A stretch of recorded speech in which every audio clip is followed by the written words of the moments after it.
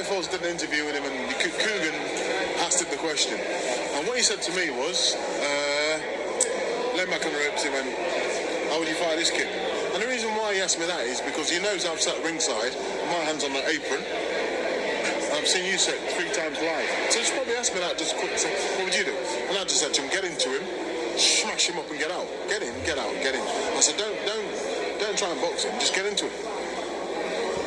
That's basically what I said. And the reason why I've given this interview saying that is because AJ said it. But people ask me to ask me, yeah, because AJ's already said it, I'll say it. But I was never ever going to say it on camera. Thank you for, you know. Those are the words of Clifton Mitchell as he reiterates and confirms what Anthony Joshua already said concerning what Joshua asked him right before the Usyk fight. Since he is familiar with Usyk, he's seen Usyk 3 times live, and he asked him real quick, like, hey, what would you do? And he told him, you know, get in, smash him, get out. You know, don't try to box him or any of that. Do what I told you. That's my recommendations. And let me counterpunch.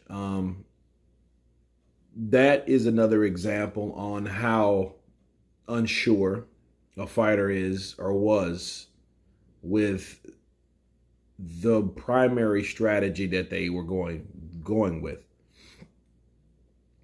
And the thing is, I think he asked because he was unsure. I think he asked because he wanted a second opinion. Because, you know, obviously if someone tells you to do a certain thing, hey, do it this way, and then you're not sure what you're going to do, you're going to ask somebody else just out of reflex. And I think that's what AJ did. Like, hey, you know what? I don't like the way that we've been training this whole freaking time. So what would you do just to make sure I'm not crazy? You know what I mean? And I think despite what Clifton Mitchell told him, I think that it didn't matter anyway because he didn't do that. He tried to box a boxer. And again and again and again, like a broken record, people, you go in and fight the type of fight that the fighter wants you to fight, you're going to lose. See, it's a certain way fighters want you to do it. Certain things fighters want you to do within fights that cater to their style, that cater to their game plan. Okay? And Anthony Joshua did exactly that. He stayed right in front of Usyk. The jab wasn't consistent, so he didn't have anything to hurt Usyk with coming in and coming out. You know, so if you couldn't catch Usyk coming in, you wanted to definitely catch him coming out. And times he did catch him coming out. You know, so a lot of times, you know, when Usyk hit him, I think with the first straight left, he came back with a right out of reflex because, you know, it was a stunning punch. It was one of those punches you really didn't see that it was coming. You know, and a lot of times he got caught with shots that he didn't see. And I have to tell people one thing about AJ. Everyone questioned his chin. Well, I don't see how you could question his chin when he was getting hit with punches, blinding punches that he never saw. If he didn't have a chin, he would be on the ground.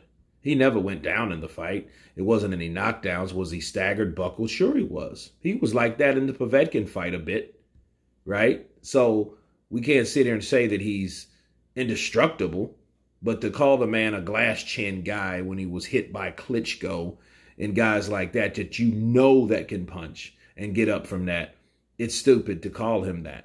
You know what I mean? I know a lot of people that get hit and they don't get up. Okay? So, and I'm not even going to say any names, but AJ, I don't think is one of them. You know, I think he got hit with a punch, being damaged with the Ruiz. That's why that happened that way, on top of other stuff that we don't know until he comes out with this book that he says that he's going to release when, I don't know. But it's just funny how, you know, a guy at the level as Anthony Joshua would have to ask someone, hey, what would you do? You know, a lot of people could chop that up as small talk, though. A lot of people like, hey, man, what would you do? You know, it could have been like that, maybe, maybe not. But, my guess it would be because he was unsure of what they practiced. And see, a lot of times you have to come out of the circle of your own or a particular circle to see what's going on. A lot of times you're surround people that are telling you the same thing. You have to go outward to get a second opinion. So that could have been what happened with AJ and why he asked that, because that was one of the questions that was asked that was brewing around, right? AJ is like, well, why would you ask someone else, what do you think I should do? The night of the fight. But anyway, you guys tell me what you think of Clifton Mitchell confirming what Anthony Joshua revealed or asked him. Of course, please subscribe. And you guys been Counterpunch. Peace.